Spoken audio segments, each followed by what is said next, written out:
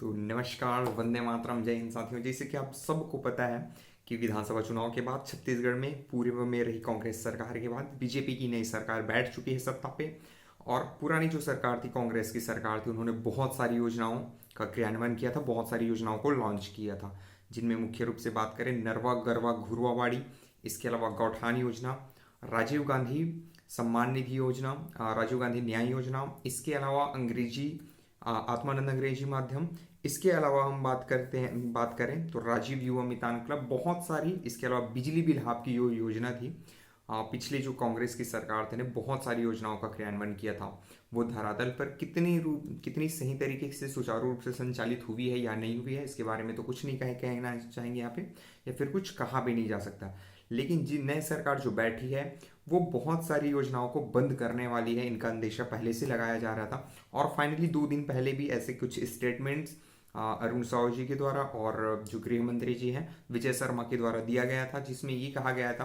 कि कांग्रेस की बहुत सारी जो योजनाएं हैं भ्रष्टाचार के भेंट चढ़ी हुई है और करप्ट हुई योजनाएं हैं, जिनको आगे लागू रखने के लिए हमें कैबिनेट में मीटिंग कर रखनी पड़ेगी। उसके बाद सोच विचार करने के बाद ही हम आगे निर्णय ले पाएंगे। हाल ही में उन्होंने 2 ऐसे स्टेटमेंट, जो नई बनी गवर्नमेंट है, उन्होंने ये दिया है कि जो राजीव युवा मितान क्लब है, उससे को 132 करोड़ जो जारी कर रहे थे हर साल, जो पूर्व की सरकार थी, उनको बंद किया जा रहा है। इसके अलावा जो बिजली बिल हाफ की जो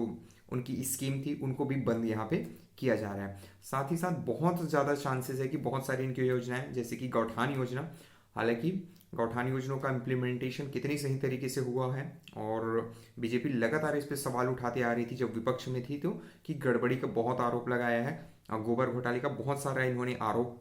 कांग्रेस की सरकार पे लगाई थी जब वो तत्कालीन सत्ता में थी। अब यहाँ पे बीजेपी की सरकार बैठ गई है, तो निश्चित रूप से ज़्यादातर चांसेस ये दिख रहे हैं कि बहुत सारी जितने भी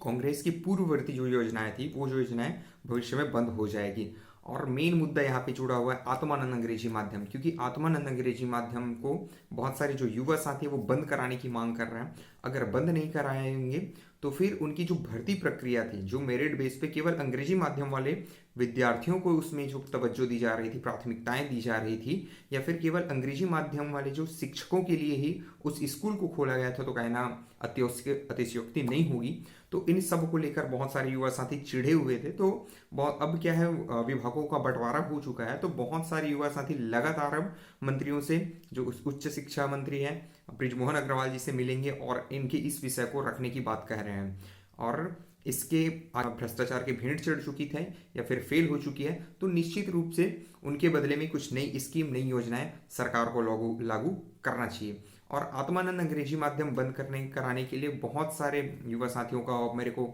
मैसेज और कॉल आ रहे थे कि आप इस पर कुछ करें। तो निश्चित रूप से मैं इसके लिए एक सेपरेट वीडियो बनाऊंगा, और इसके अलावा हम इस बात को ज़रूर आगे तक पहुंचाने की कोशिश करेंगे। हमारे जो शिक्षा मंत्री हैं बृजमोहन अग्रवाल जी से, उनसे मिलने की कोशिश करेंगे और इस मुद्दे को ज़रूर रखेंगे, ताकि उसमें हिंदी मीडियम वाले जो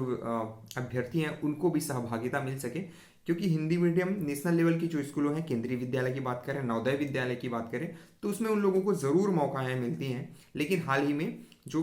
हमारे राज्य सरकार की जो पॉलिसी थी, अंग्रेजी ने आत्मानंद जो माध्यम थी उनके लिए, तो उसमें हिंदी मीडियम वालों को प्राथमिकता नहीं दी गई थी, या फिर भर्ती में उनको पार्टिसिपेट नहीं किया गया था। और इसके अलावा धरातल में रह के काम करने वाले शिक्षकों की भर्ती कराई जानी चाहिए, क्योंकि अगर धरातल पे उतर के देखा जाए कि तो आत्मानंद जो अंग्रेजी माध्यम है, उनकी पढ़ाई का स्तर क्या है, किसी से छुपा नहीं है, छिपा नहीं है, वो सामने सबके छप चुका है। तो गवर्नमेंट से आग्रह करना चाहेंगे कि उसमें हिंदी माध्यम के भी अभ्यर्थियों को मौके मिले, और ताकि शिक्षा का जो स्तर है वो अच्छे से अपग्रेड हो सके, अच्छे से उच्च स्तर पर पहुंच सके, और एक क्वालिटी एजुकेशन जो एक्चुअल में आने वाले हमारे भविष्य के बच्चों को मिलना चाहिए वो मिल सके। तो दोस्तों, मिलते हैं अगली वीडियो में, तब तक के लिए नमस्कार, वंदे मातरम, जय हिंद, जय छत्तीसगढ़, जय भारत माता।